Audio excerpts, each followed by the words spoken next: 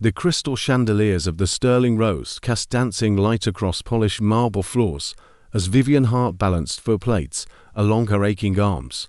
26 years old with dark brown hair pulled into a tight bun and hazel eyes that had learned to hide exhaustion. She moved through the dining room with practiced grace. Her black uniform was pressed perfectly despite 12-hour shifts. Her movements efficient from 3 years of navigating between tables where people spent more on a single meal than she earned in a week. Vivian had mastered the art of invisibility. In places like the Sterling Rose, servers were meant to be ghosts who appeared with food and disappeared without leaving impressions. She had learned this lesson early, understanding that wealthy patrons came to see crystal and taste excellence, not to acknowledge the hands that delivered both. Most evenings, this approach protected her from notice. Tonight would shatter that protection entirely. Table 9 hosted 3 men whose expensive suits announced their status before they spoke a word. Preston Vale, silver-haired with sharp features, tapped manicured nails against the mahogany table with impatient rhythm. Nolan Westbrook, younger but equally entitled, checked his luxury watch every few minutes as though time itself bent to his schedule. Garrett Fisher laughed loudly at jokes only he seemed to find amusing, his voice cutting through the restaurant's refined atmosphere like a knife through silk. They had been drinking since 6. The clock now showed of past 8. Vivian approached carefully, her tray holding bowls of French onion soup that had been prepared with attention to every detail. She had checked the presentation twice, knowing these particular customers complained about everything from temperature to garnish placement, with voices loud enough to carry across the entire dining room. Preston looked up as she arrived, his gaze traveling over her in a way that made her skin crawl with discomfort. His smile held no warmth, only the cruel amusement of someone who enjoyed having power over another human being. "Well, finally," he drawled, his voice dripping with condescension. "Someone who understands their place in the world. Tell me, sweetheart, do they train you to grovel, or does it come naturally to people in your position?" Vivian kept her expression carefully neutral, years of practice allowing her to absorb the insults without visible reaction. "I simply enjoy providing good service, sir. Is there anything specific you need this evening?" "Good service," Nolan repeated with mock appreciation, leaning back in his chair to study her with calculating eyes. "How noble. Tell us, what does good service pay these days?" "Barely enough to survive, I imagine." The other men chuckled at his words, treating her financial struggles as entertainment worthy of laughter. Heat crept up Vivian's neck, but she maintained her composure with effort that cost her dignity piece by piece. "The soup is made fresh today. Our chef recommends it highly. Will there be anything else I can bring you?" Garrick reached across the table and deliberately knocked his water glass toward the edge. It tipped unspilled, sending cold liquid cascading off the table onto Vivian's shoes and the hem of her uniform. His expression showed theatrical surprise that fooled nobody watching. "Oops. How clumsy of me. You should really be more careful where you stand. Wouldn't want anyone getting hurt, would we?" The restaurant had grown quiet. Other diners watched from behind menus and wine glasses, their faces showing everything from sympathy to contempt to the careful blankness of people who had learned not to get involved in uncomfortable situations. Nobody moved to help. Nobody spoke in her defense. This was her battle alone. Vivian bent to retrieve napkins from her apron, her face burning with humiliation as she knelt to blot water from the floor. She had dealt with difficult customers countless times before, had absorbed rudeness and survived dismissiveness. But something about tonight felt different, more deliberately cruel, as though these men had decided she would be their evening's entertainment regardless of her humanity. As she straightened, Preston pulled out his wallet with exaggerated slowness, making a show of selecting a single dollar bill. He placed it on her tray with a smile that never reached his cold eyes. "For exceptional service," he announced loud enough for nearby tables to hear clearly. "Maybe save up and buy yourself some dignity to go with those wet shoes." The laughter that followed felt like physical blows. Vivian stood frozen, the dollar bill sitting on her tray like a monument to her powerlessness. Every eye in the restaurant focused on her humiliation. Some faces showed pity. Others showed disdain. Most showed the careful neutrality of people who found her situation uncomfortable, but not uncomfortable enough to risk their own evening by intervening. From across the room, Mitchell, the restaurant manager, glanced briefly in her direction before deliberately looking away. His message arrived clear and undeniable. Don't make a scene. Don't upset paying customers. Your employment depends on silence and acceptance. Vivian wanted to throw the tray down. She wanted to tell these men exactly what she thought of their money and their cruelty and their assumption that wealth made them superior human beings. She wanted to walk out with her head high and never return to a place that allowed such treatment. But Chloe needed school supplies. Her mother Grace needed medication that insurance refused to cover. Bills arrived regardless of dignity. Rent demanded payment without caring about self-respect. Survival required swallowing pride and accepting humiliation as the price of keeping her family housed and fed. She placed $1 in her apron pocket and lifted her tray with hands that trembled, despite her determination not to show weakness. "Thank you, gentlemen. I'll bring your entrees shortly." As she turned away, Garrett's voice followed her across the marble floor like a shadow she couldn't escape. "That's right, run along. At least she knows her place in the world. Some people are born to serve, and it shows." Their laughter chased her through the dining room. Vivian pushed through the kitchen doors, her composure finally cracking as she leaned against the stainless steel counter. She pressed her palms flat against the cool surface, trying to steady breathing that had become shallow and rapid. Her eyes burned with tears. She refused to let fall where anyone might see them. Carlos, the head chef, glanced over with sympathy but remained silent. Everyone who worked at the Sterling Rose knew the unspoken rules. Customers were always right, even when they were unquestionably, undeniably wrong. Money bought the privilege of cruelty without consequences. Vivian closed her eyes and counted to 10, then 20, then 30. She had survived worse challenges. She had worked double shifts while her mother underwent surgery. She had held Chloe while their father's funeral arrangements were made. She had paid bills with coins counted twice because every penny mattered. She could survive this humiliation but as she prepared to return to the dining room with their entrees, something shifted inside her. Not hope exactly, but a quiet determination. One day, things would be different. One day, she would have choices. One day, men like those at table 9 would not have the power to make her feel worthless. She straightened her uniform, checked her reflection in the polished steel door, and lifted another tray. The night stretched ahead with hours remaining. What Vivian didn't know as she stepped back into the dining room was that someone else had just entered the Sterling Rose, someone who would transform this terrible evening into something that would change her life forever. The heavy oak door of the Sterling Rose swung open, admitting a figure who commanded attention without demanding it. James Thornton stood in the entrance, tall and composed, his presence filling the space with quiet authority. At 38, he wore success comfortably in a charcoal suit that spoke of quality rather than ostentation. His dark hair showed hints of silver at the temples, and his grey eyes assessed the room with the sharp intelligence of someone who had built an empire from nothing. The hostess rushed forward with practiced deference, recognizing him immediately. "Mr. Thornton, what a pleasure. We weren't expecting you this evening. Shall I prepare your usual table?" James nodded absently, but his attention had already shifted across the dining room. He watched a young waitress approach table 9 with another tray, watched 3 men laugh loudly, watched the carefully controlled pain in her expression as she set down their plates. Something about the scene triggered memories he had spent years trying to forget. Memories of his mother coming home exhausted from her cleaning jobs, of wealthy clients who treated her as though poverty made her less human. His jaw tightened almost imperceptibly.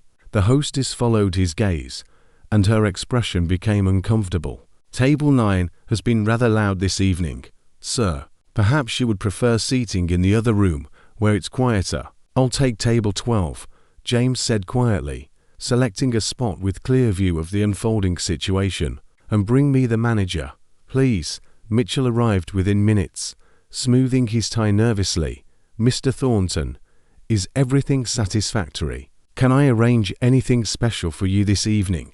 James gestured toward table 9 with controlled precision. "Tell me about those customers.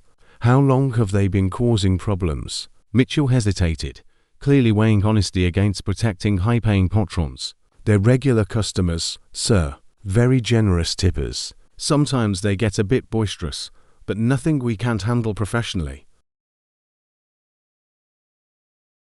Boisterous.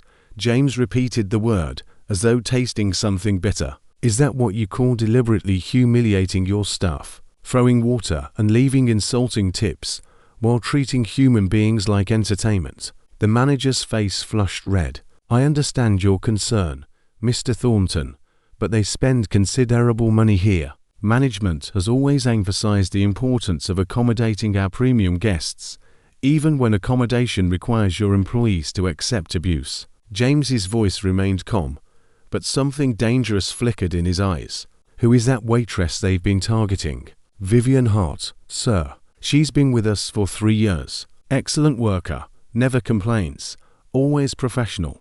Bring me her employment file." James settled into his chair with the air of someone accustomed to having requests fulfilled immediately. "And send her over when she has a moment. I'd like to speak with her." 20 minutes later, Vivian approached his table nervously, clearly confused about why one of the restaurant's most prestigious customers had requested her presence. Her eyes were slightly red, though she had obviously tried to hide any evidence of tears. James gestured to the chair across from him with unexpected gentleness. "Please, sit down for a moment. I won't keep you long from your other tables." Vivian perched on the edge of the chair, her posture revealing discomfort with this unusual situation. "Is there a problem with your meal, Mr. Thornton? I can have the chef prepare something else if you prefer." "The meal is excellent," James assured her. "I wanted to ask about table 9. How long have those men been treating you that way?" She stiffened immediately, fear flashing across her face. "I don't know what you mean, sir. They're just customers. Sometimes people get a little difficult, but it's part of the job.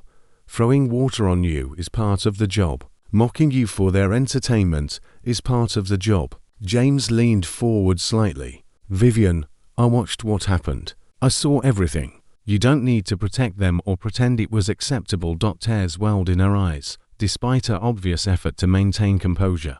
"With all respect, sir, I need this job. I have a younger sister in school and a mother with medical bills. I can't afford to make waves or upset important customers. That's just reality for people like me." "People like you," James echoed quietly. "What does that mean exactly?" "People without options. People who have to swallow their pride because rent is due and medication costs money and bills don't care about dignity." Vivian's voice cracked slightly. "Those men know I can't fight back. They know I need this job more than I need self-respect. That's the game, and they're winning. What if I told you the game is about to change?" James pulled out his phone and made a call while Vivian watched in confusion. "Rebecca, I need you to pull the files on Preston Vale, Nolan Westbrook, and Garrett Fisher." "Yes, immediately. Send me their business proposals and investment requests. Everything we have on them."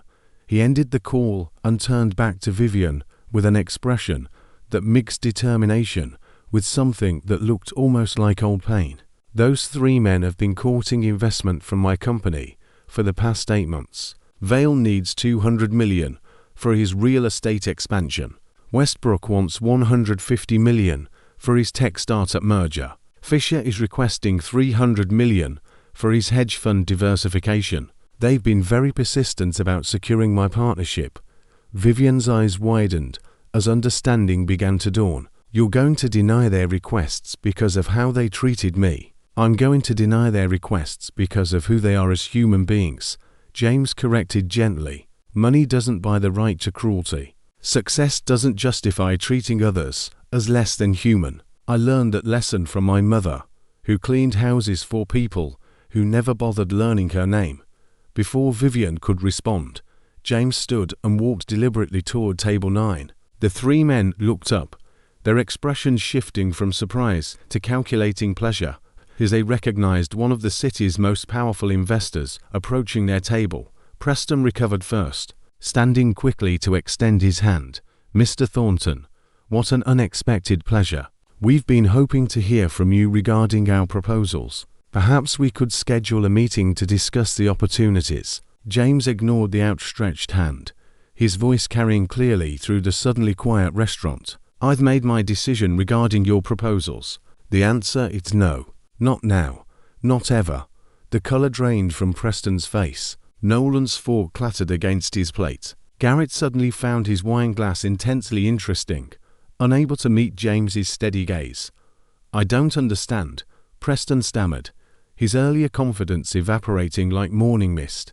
"We've submitted comprehensive business plans. The potential returns are excellent. What possible reason could you have for refusing?" "I watched how you treated that waitress," James said simply. "I watched you humiliate her for your entertainment. I watched you treat another human being as though her dignity meant nothing because she serves food instead of making investments. That told me everything I needed to know about your character. Mr. Thornton, surely you understand that service industry workers need to handle difficult customers." Nolan tried desperately. "We may have been a bit rough, but it was harmless fun. She's paid to deal with people like us. Is she paid to be your punching bag? Is she compensated for absorbing your cruelty?" James's voice remained calm, but his words cut like surgical instruments. "Let me share something interesting. I grew up watching my mother work 3 jobs to keep us fed. She cleaned houses and waited tables and did laundry for people who never once thanked her. She died at 43 because she couldn't afford proper healthcare. So when you say people like her are paid to handle people like you, you're touching something very personal." The 3 men sat in stunned silence. Other diners watched opally now, the pretense of privacy abandoned in favor of witnessing this unexpected confrontation. Furthermore, James continued, "I'll be informing my network about this evening. I have colleagues who control approximately 60% of available investment capital in this city. I suspect they'll find this story as enlightening as I did. Word travels quickly in our circles, gentlemen. Reputation matters. You can't do this." Garrett found his voice finally, panic making it shrill. "This is blackmail. This is unfair. Unfair." James raised an eyebrow. "I'm simply choosing not to do business with people whose values don't align with mine. Last time I checked, that was called freedom of choice. You're free to seek funding elsewhere. I'm free to refuse based on any criteria I choose. Welcome to consequences." He turned and walked back to Vivian, who stood near the kitchen doors with her hands pressed to her mouth in shock. The entire restaurant buzzed with whispered conversations, phones emerging to capture and share what had just transpired. "I need to speak with you. Do your shift," James said quietly. "Not here. Somewhere we can talk privately. I have a proposition that I think might interest you." "I don't understand what's happening," Vivian whispered. "You just destroyed 3 business deals because of me. Why would you do that?" "Because someone should have done it years ago." His expression softened. "Because my mother deserved better and so do you. Because cruelty shouldn't be rewarded with success. Is that reason enough?" 2 hours later, Vivian sat across from James Thornton in a quiet coffee shop 3 blocks from the Sterling Rose. She had changed from her uniform into jeans and a simple sweater, her hair loose around her shoulders. The evening felt surreal, as though she had stepped sideways into someone else's life where billionaires defended waitresses and consequences actually existed for wealthy men who treated people badly. James ordered coffee for both of them, then studied her with thoughtful attention. "Tell me about yourself, Vivian. Not the server at the Sterling Rose, but who you actually are when you're not balancing plates and absorbing insults." She stirred sugar into her coffee, buying time to organize thoughts that had been scattered by the evening's events. "I'm 26. I live with my mother and younger sister. My father died 4 years ago from a heart attack. He didn't have life insurance, so we lost almost everything paying for the funeral and his medical bills. I've been working full-time ever since. What would you do if money wasn't a concern?" James asked, If you could choose anything, what would your life look like? Vivian laughed bitterly. That's not reality. Dreaming doesn't pay rent, or buy medication, or put food on the table. Humor me, he insisted gently. Pretend for a moment that reality can change. What would you choose? She was quiet for a long moment, staring into her coffee, as though it held answers to questions she had stopped asking years ago. Finally, she spoke so quietly he had to lean forward to hear. I wanted to be a teacher. Elementary school, probably 2nd or 3rd grade. I love working with kids, watching them discover that learning can be exciting. I finished 2 years of college before Dad died. I had to drop out to work full-time. Why elementary education specifically? James took notes on his phone, his expression focused, because that's when you either fall in love with learning or start to hate it. Vivian's voice grew stronger as she spoke about something she cared deeply about. That's when kids develop confidence or start believing they're not smart enough. Good teachers at that level can change entire lives. I wanted to be that person for someone, the teacher they remember 30 years later as the one who believed in them. James nodded slowly, something flickering in his eyes that might have been recognition or memory. My 3rd grade teacher was named Mrs. Patricia Morgan. She brought me lunch every day for 6 months when my mother couldn't afford the school meal program. She never made a big deal about it, just always had an extra sandwich that she claimed she wasn't hungry enough to eat. I knew the truth. So did she, but she protected my pride while feeding my body. She's the reason I went to college. That's exactly what I mean, Vivian said, her face lighting up with the first genuine smile James had seen from her. Teachers have power that nobody talks about. Not the power to make money or control companies, but the power to make kids believe in themselves. That's worth more than anything. Then why aren't you doing it? James asked directly. What's actually stopping you from finishing your degree? Vivian's smile faded as reality reasserted itself. Student loans from my first 2 years. Current living expenses. My sister Chloe needs supplies for school and eventually college savings. My mother Grace has diabetes and high blood pressure. Her medication costs $300 a month, even with insurance. I make enough at the restaurant to cover necessities. Barely. Going back to school would mean less work, less income, more debt. The math doesn't add up. What if it could add up? James leaned forward, his expression intent. What if there were scholarships you didn't know about? Programs for adult students returning to education. Work-study arrangements that could provide income while you complete your degree. Those programs are competitive. Vivian shook her head. Thousands of people apply. I'm just a high school graduate who dropped out of college. Why would anyone choose me over candidates with better backgrounds? Because you have something rare. James's voice carried absolute conviction. You have talent combined with genuine passion combined with work ethic. That combination is worth investing in. I built my career on recognizing potential that others overlook. I see it in you. I don't need charity, Vivian said quietly, but her voice lacked conviction.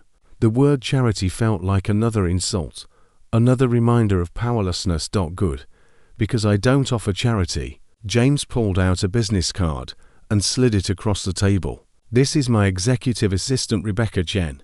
She specializes in finding educational opportunities for people with potential who face financial barriers. I want you to call her tomorrow. She helped you navigate scholarship applications, financial aid programs, and flexible work options. Why would you do this for me? Vivian stared at the card as though it might bite her. You don't know me. We talked for 20 minutes. How do you know I'm worth investing in? Because I was you 20 years ago, James said simply. A kid from nowhere with potential and no resources. Someone took a chance on me. A restaurant owner named David Lin. Let me work extra hours. Helped me apply for scholarships. Co-signed my first student loan. He died before I could repay him properly. So now I pay it forward whenever I find someone worth believing in. Tears filled Vivian's eyes again. But this time they weren't from humiliation. What if I fail? What if I can't handle school and work and family responsibilities? What if I'm not as talented as you think? Then you'll have tried, which is more than you're doing now. James's voice gentled. Vivian, you're already working yourself to exhaustion. You're already sacrificing everything for your family. The only difference is that right now you're sacrificing without hope. I'm offering you a chance to sacrifice with purpose, with a goal, with the possibility of something better. She picked up the card, holding it carefully as though it were made of something fragile and precious. I don't know how to thank you. This is more than anyone has ever offered me. Don't thank me yet. Wait until you've graduated and started teaching. James stood, leaving cash on the table for both their coffees. Then thank me by being the teacher some struggling kid remembers 30 years from now. That's the only payment I want. Over the following weeks, Vivian's life transformed in ways she had never imagined possible. Rebecca Chen proved to be exactly as helpful as James had promised, guiding her through scholarship applications and financial aid paperwork with patience and expertise. Together they found a program specifically designed for adult students returning to complete education degrees, complete with flexible scheduling and stipends for living expenses. Mitchell, the restaurant manager, called her into his office one afternoon with an uncomfortable expression. Vivian, I need to apologize for not supporting you that night with Table 9. I let fear of losing wealthy customers override what was right. I'm sorry. She accepted his apology with grace she hadn't known she possessed. The Sterling Rose had implemented new policies following that infamous evening. Zero tolerance for customer harassment of staff, mandatory respect training for all employees, better pay and benefits across the board. James had apparently made his displeasure known at the highest levels of management. The three men from Table 9 had faced their own reckoning. Preston Vale's real estate company to major investors within a week, forcing him to scale back operations dramatically. Nolan Westbrook's tech startup merger collapsed when potential partners heard about his behavior and decided they didn't want to be associated with someone known for cruelty. Garrett Fisher's hedge funds suffered a mass withdrawal of capital as wealthy clients quietly moved their money elsewhere. 4 months after that terrible evening, Nolan appeared at the restaurant again. Vivian saw him being seated and felt her stomach clench with old fear. But when she approached his table, she found a man who looked genuinely humbled, his earlier arrogance replaced with something that might have been shame. Vivian, could I speak with you briefly? His voice held none of its former condescension. Please, just for a moment. They stepped outside, where spring air carried the scent of blooming flowers. Nolan struggled to meet her eyes as he spoke. I owe you an apology, a real one, not because my career imploded, but because what we did was inexcusable. I've been in therapy for 3 months trying to understand why I thought it was acceptable to treat another human being that way. Why are you telling me this? Vivian asked, genuinely curious rather than hostile. Because you deserved better, and I want you to know that I understand that now. Nolan finally looked at her directly. I heard you're going back to school. That's wonderful. I hope you succeed at everything you're pursuing. After he left, Vivian stood in the spring sunshine, processing forgiveness. It didn't come easily or automatically. The wounds of that evening still ache sometimes, but she realized that holding on to anger would only poison her own future. She could acknowledge the wrong without letting it define her. 18 months after meeting James Thornton, Vivian stood in a cap and gown accepting her teaching degree. Her mother and Chloe sat in the audience crying happy tears. James had come as well, sitting quietly in the back row, asking for no special recognition or thanks. She found him afterward in the parking lot. I did it, she said simply. I actually did it. You did it. He agreed with a proud smile. I just removed a few obstacles. Everything else was your work, your determination, your talent. I got a job offer, Vivian continued, her voice bubbling with excitement. Lincoln Elementary School wants me to start in the fall teaching 3rd grade. 3rd grade, James. Just like Mrs. Morgan taught you. Perfect, he said simply. Now go change lives, the way she changed mine. 5 years later, Vivian Hart stood in her classroom, surrounded by 2nd graders from the neighborhood where she had grown up. Many came from families struggling exactly as hers had struggled. She recognized the signs now: the carefully mended clothes, the too-thin faces, the pride that fought against asking for help. She had started a quiet program of her own, keeping extra snacks in her desk and school supplies in reserve. She partnered with social services to connect families with resources. She stayed late helping students who needed extra attention. She became the teacher she had dreamed of being, the one who saw potential in children that others overlooked. One afternoon, a small girl, Rosa, stayed after class to show Vivian a drawing she had made. It showed two figures, a student and a teacher holding hands, both smiling. At the bottom, Rosa had written in careful letters, "Miss Hart believes in me." Vivian took a photo of the drawing and texted it to James with a simple message: "This is what you invested in. Thank you for everything." His response came minutes later: "No. Thank you for proving that kindness creates ripples far beyond the initial splash. Your students are lucky to have you." She had also started a scholarship fund of her own, small but growing, for service industry workers pursuing education. Every month, she contributed what she could afford. It wasn't much yet, but it was something. It was her way of paying forward the gift James had given her. The cycle of cruelty had ended. The cycle of kindness continued, expanding outward in ways none of them could fully measure. It had started with 3 wealthy men who forgot that money doesn't make someone valuable, and 1 billionaire who remembered that everyone deserves dignity. But it continued through Vivian, through her students, through every life she touched, with the lesson that circumstances don't define worth, and that everyone deserves a chance to pursue their dreams. She had been humiliated in a restaurant by men who thought power meant the right to be cruel. She had been defended by a man who understood that true power means lifting others up. And she had discovered that her dreams weren't dead, just waiting for someone to believe in them. Now she spent her days helping children believe in their own dreams, teaching them that where they started didn't determine where they could go, showing them through her own example that transformation was possible with hard work and hope and people who cared enough to help. The wealthy men had mocked her tears. The billionaire had stepped in and changed everything. But in the end, Vivian had changed herself, and now she was changing the world one student at a time. And that made all the difference.